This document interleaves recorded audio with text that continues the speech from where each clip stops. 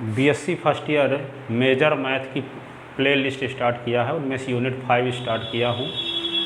शंकु पढ़ा रहा था। शंकु की प्ले लिस्ट में से अब क्या होता है, शंकु क्या है, शंकु की परिभाषा, शंकु का समीकरण, लंबवृत्तीय शंकु क्या है, लंबवृत्तीय शंकु का समीकरण कैसे निकालते हैं, ये सब बताया जा चुका है।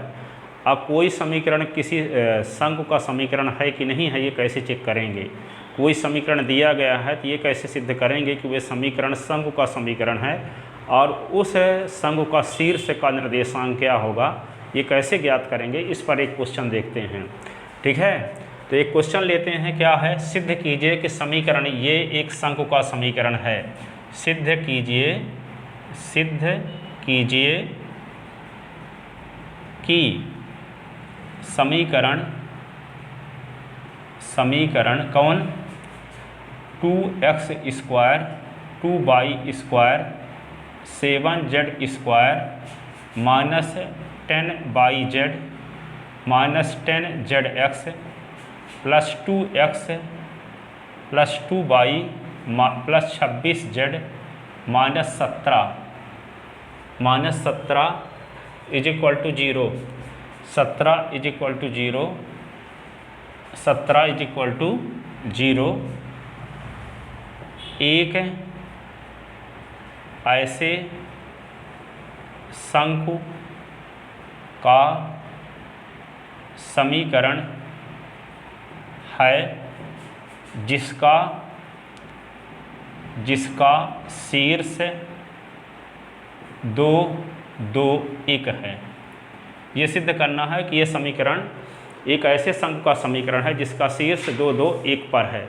तो कोई समीकरण शंकु का समीकरण है कि नहीं है, ये पता करने का तरीका क्या है कि जो समीकरण दिया गया है उसको x बाई जेड से डिनोट करें, x बाई जेड से डिनोट करें, या कि हम क्या करें, समीकरण जो दिया गया है उस समीकरण का हम x बाई जेड, इसमें 3 समीकरण दिए गए हैं, तो इसमें हम चर t की सहायता से उसको समघाती बना लें। क्या कर लें, चर t की सहायता से एक चौथा चर अपने से परिभाषित करें, और उस चौथा, इसमें 3 चर x बाई जेड तो उपस्थित है ही, एक चौथा चर t मान लें, और चर t की सहायता से इसको समघाती बनाएं। क्योंकि 2 घात का पद है, ये 2 घात का पद है, ये 2 घात का पद है, ये भी 2 घात का पद है, ये भी 2 घात का पद है, लेकिन ये 1 घात का पद है। तो इसमें एक चर मिला लें, 2xt कर लें, तो 2 घात का पद ये भी हो जाएगा, 2/t कर लें तो ये भी 2 घात का समीकरण हो जाएगा, 26z इंटू टी कर लें तो ये 2 घात का पद हो जाएगा, और 17 तो इसमें 0 घात का पद है तो इसमें t स्क्वायर कर लें तो ये क्या होगा, समघाती समीकरण बन जाएगा। क्या बन जाएगा, समघाती समीकरण बन जाएगा। तो चर t की सहायता से इसको समघाती बनाएंगे, इसको दर्शाएंगे function of x by Z T. फिर क्या करेंगे, function of x by Z T का x के सापेक्ष आंशिक अवकलन करेंगे और उसको 0 के इक्वल रखेंगे, y के सापेक्ष आंशिक अवकलन करेंगे, उसको 0 के इक्वल रखेंगे, z के सापेक्ष आंशिक अवकलन करेंगे, उसको 0 के इक्वल रखेंगे, t के सापेक्ष आंशिक अवकलन करेंगे, उसको 0 के इक्वल रखेंगे।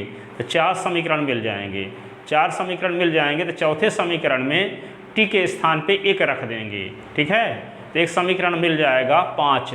ठीक है, फिर क्या करेंगे, समीकरण 1 2 3 को x बाई जेड के लिए हल करेंगे। तो x बाई जेड के लिए हल करेंगे तो आपको x बाई जेड का मान मिल जाएगा। x बाई जेड का मान जो मिलेगा तो समीकरण 4 में t के स्थान पे 1 रखने से जो समीकरण 5 प्राप्त हुआ है, उस 5 में समीकरण में x बाई जेड का मान रख देंगे, और समीकरण 5 में x बाई जेड का मान रखने से समीकरण 5 यदि संतुष्ट हो जाता है तब हम ये कहेंगे कि दिया गया जो समीकरण है वे शंकु का समीकरण है, और जो x बाई जेड का मान आया है वह शंकु के शीर्ष का निर्देशांक होगा। ठीक है, तो यहाँ पे क्या करेंगे, समीकरण 1 को s बाई जेड इसको हम मानेंगे, माना समीकरण दिए गए समीकरण को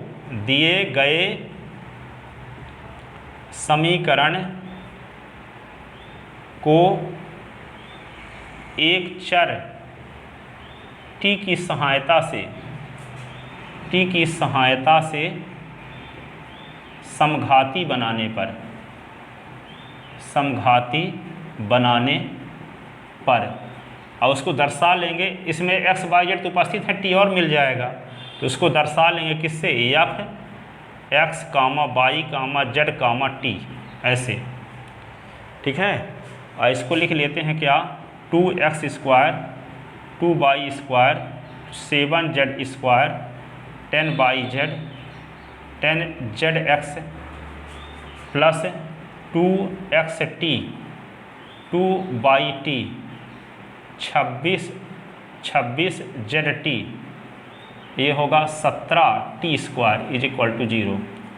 अब ये होगा समीकरण नंबर होगा मान लो एक। ये समीकरण एक का हम s बाई जेड और t के सापेक्ष आंशिक अवकलन करेंगे तो del F upon del X is equal to 0 को हल करते हैं तो f का s के सापेक्ष आंशिक अवकलन करेंगे तो 2 दूना 4x है, इसका 0 हो जाएगा, इसका 0 हो जाएगा।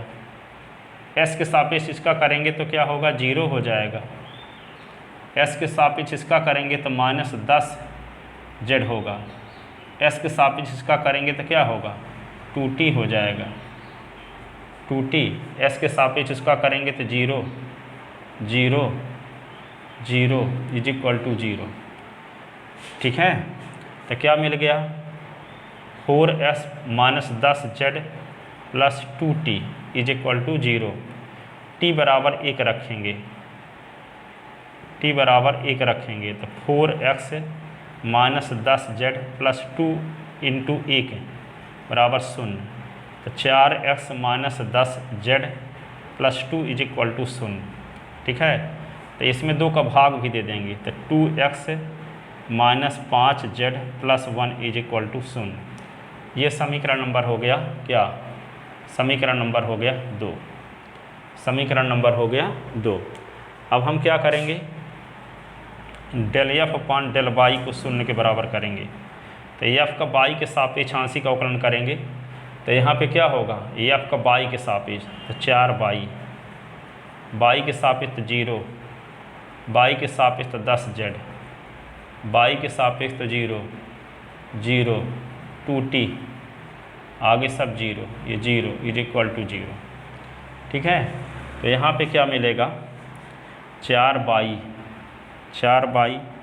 माइनस 10z और ये क्या होगा 2t इज इक्वल टू 0।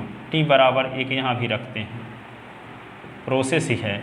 तो यहाँ पे 4y minus 10z plus 2 into 1 is equal to 0 तो 4y minus 10z plus 2 is equal to 0। 2 का भाग दे दो तो 2 का भाग दे दोगे तो क्या आएगा 2y माइनस 5z प्लस 1 बराबर 0। ये समीकरण नंबर हो गया 3, समीकरण नंबर 3। अब क्या करेंगे इसका z के सापेक्ष आंशिक अवकलन करते हैं तो क्या होगा del F upon del z, इसको 0 के बराबर तो z के सापेक्ष करेंगे तो 7 दूना 14z, z के सापेक्ष करेंगे तो -10y, z के सापेक्ष करेंगे तो -10x, z के सापेक्ष करेंगे तो ये 0 ये 0, z के सापेक्ष करेंगे तो 26t और ये 0 इज इक्वल टू। अब t बराबर क्या रख देंगे 1 रखने पर, t बराबर 1 रखने पर तो 14z minus 10y minus 10x 26 गुणे 1 बराबर 0। तो क्या करेंगे इसमें 2 का भाग भी दे देंगे तो 7z minus 5y minus 5x plus 26 में तो 13 आ जाएगा इज इक्वल टू 0। ये समीकरण नंबर क्या होगा 4, समीकरण 4 मिल गया। अब क्या करेंगे इसका समीकरण 1 का t के सापेक्ष आंशिक अवकलन करेंगे, किसके सापेक्ष t के सापेक्ष, t के सापेक्ष आंशिक अवकलन करेंगे समीकरण 1 का। तो करते हैं t के सापेक्ष आंशिक अवकलन। तो यहाँ पे ऊपर लिखते हैं t के सापेक्ष आंशिक अवकलन करते हैं समीकरण 1 का तो del F upon del T बराबर 0। तो क्या होगा डेल एफ का टी के सापेक्ष करेंगे तो 0, ये 0 ये 0 ये भी 0 हो जाएगा, ये 0 हो जाएगा, ये भी टी के सापेक्ष करोगे तो 2x, टी का 1 2y और टी का 1 26z, टी का 1 और ये क्या है 34 और टी स्क्वायर का 2t तो 34 17 दूना 34 हो गया 34t इज इक्वल टू 0, ये आ गया। तो यहाँ पे जो समीकरण मिला क्या मिला, 2x + 2y + 26z। अब t बराबर 1 रख देते हैं तो 34 × 1 = 0। ठीक है, तो ये क्या हो जाएगा, 2 का भाग भी दे सकते हैं इसमें भी, तो s + y + 13z - 17 बराबर ये 0। समीकरण नंबर क्या हुआ, 5। समीकरण नंबर 5।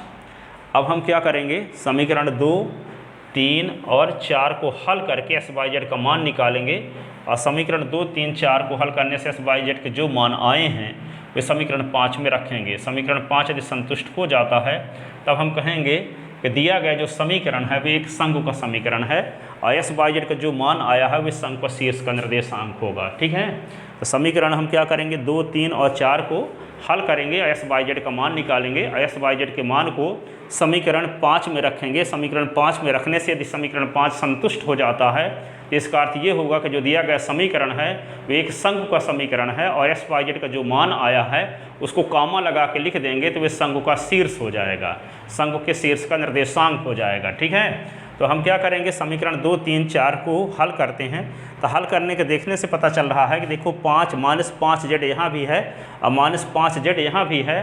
तो यदि हम समीकरण 2 से 3 को घटा दें तो z का विलोपन हो जाएगा, तो आपको x और y में संबंध मिल जाएगा, अर्थात x बराबर y आ जाएगा।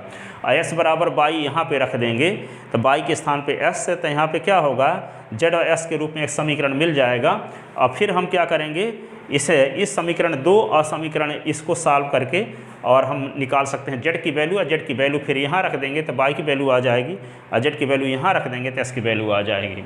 तो क्या करें, पहले समीकरण 2 से 3 को घटाएं। क्यों घटाएंगे, z का विलोपन करने के लिए।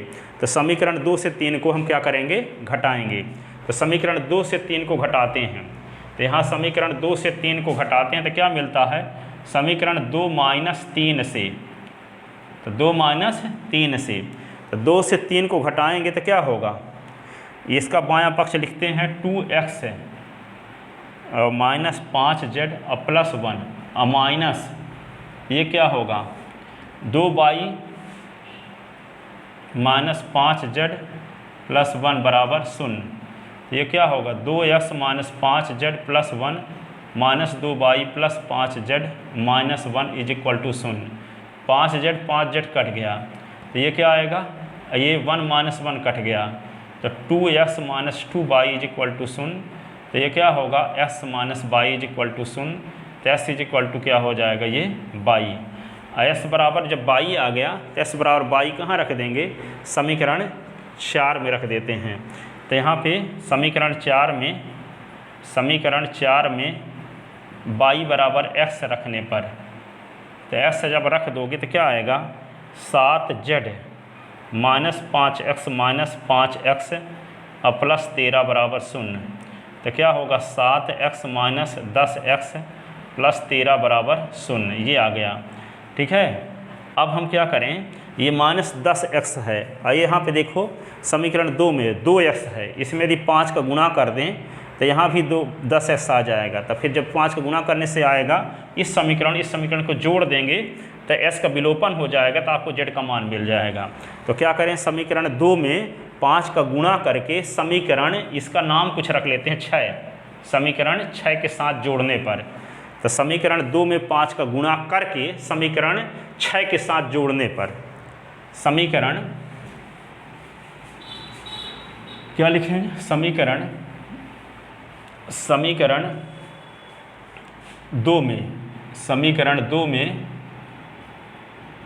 2 में 5 का गुणा करके 6 के साथ जोड़ने पर, ठीक है, 6 के साथ जोड़ने पर।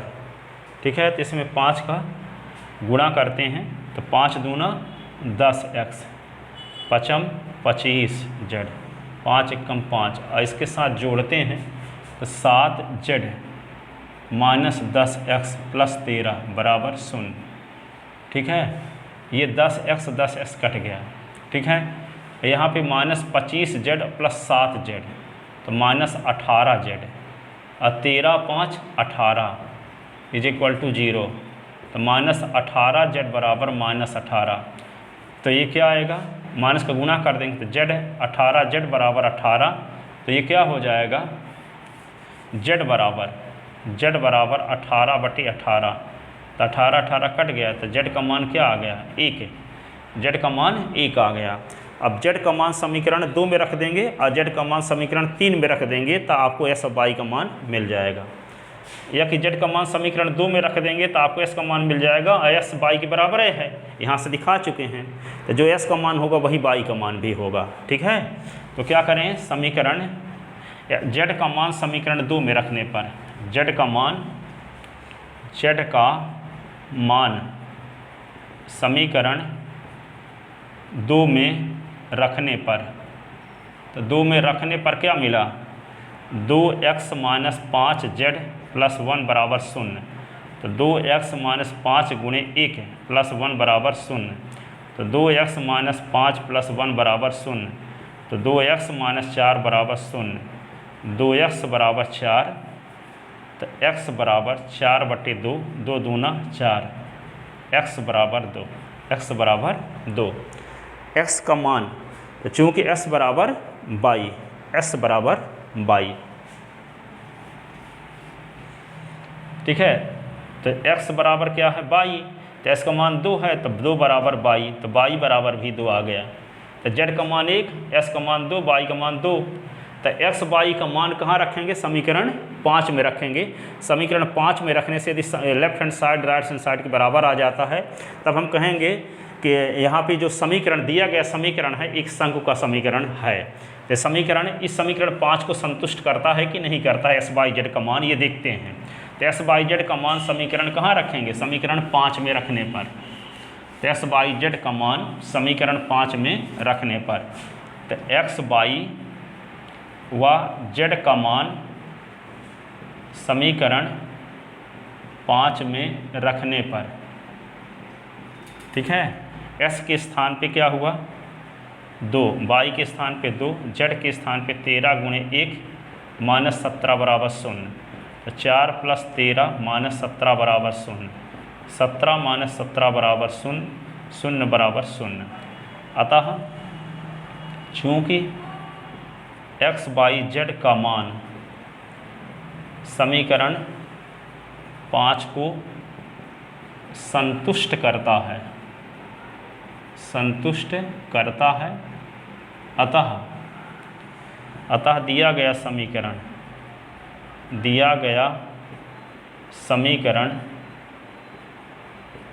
एक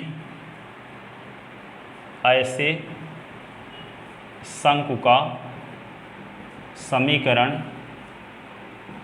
है जिसका शीर्ष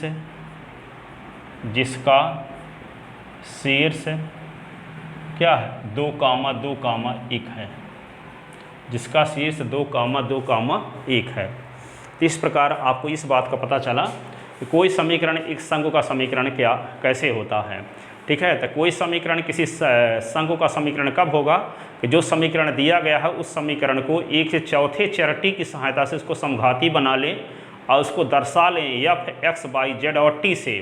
फिर हम उस समीकरण का x के सापेक्ष आंशिक अवकलन करें, y के सापेक्ष आंशिक अवकलन करें, z के सापेक्ष आंशिक अवकलन करें, t के सापेक्ष आंशिक अवकलन करें और उन सभी अवकलन को 0 के बराबर कर दें और फिर t बराबर 1 रख दें, तो 4 समीकरण मिल जाएंगे। 4 समीकरण जो मिलेंगे उन 4 समीकरण में से किन्हीं ऊपर के 3 समीकरण को हल करके s y z का मान निकाल लें और s y z का मान निकालने के बाद जो s y z का मान आए चौथे समीकरण में रख दें। चौथे समीकरण में रखने से यदि चौथा समीकरण संतुष्ट हो जाता है तब हम कहेंगे कि दिया गया जो समीकरण है वे एक ऐसे शंकु का समीकरण है जिसका शीर्ष जो s y z का मान आया होगा। मान लो s y z का मान 2, 2 और 1 आया है, तो वे जो समीकरण दिया गया है वह एक ऐसे शंकु का समीकरण है जिसका शीर्ष 2, 2, 1 है। ठीक है, तो समझ में आया होगा जो समीकरण दिया गया रहता है उस समीकरण को हम चौथे चरटी की सहायता से समघाती बनाएंगे। समघाती बनाने से जो समीकरण आएगा उसको दर्शाएंगे function of x by Z और t से। फिर हम इस समीकरण को यहाँ पे x के सापेक्ष, y के सापेक्ष, z के सापेक्ष और t के सापेक्ष आंशिक अवकलन करेंगे। आंशिक अवकलन करने से जो आएंगे अवकलज उनको 0 के बराबर करेंगे। 0 के बराबर करने के बाद t के स्थान पे 1 रखेंगे। t के स्थान पे 1 रखने से 4 समीकरण प्राप्त होंगे। 4 समीकरण में से 3 समीकरण को हल करके और s बाई जेड का मान निकाल करके चौथे समीकरण में रख देंगे। चौथे समीकरण में रखने से चौथा समीकरण संतुष्ट हो जाता है और तब हम कहेंगे कि जो दिया गया समीकरण है वे एक संघ का समीकरण है और s बाई जेड का जो मान है वे संघ के शीर्ष का निर्देशांक है। तो आई होप आपके समझ में आया होगा। यदि ऐसा है तो इस वीडियो को अधिक से अधिक स्टूडेंट को शेयर करें ताकि अधिक से अधिक स्टूडेंट का भला हो सके। Thank you so much.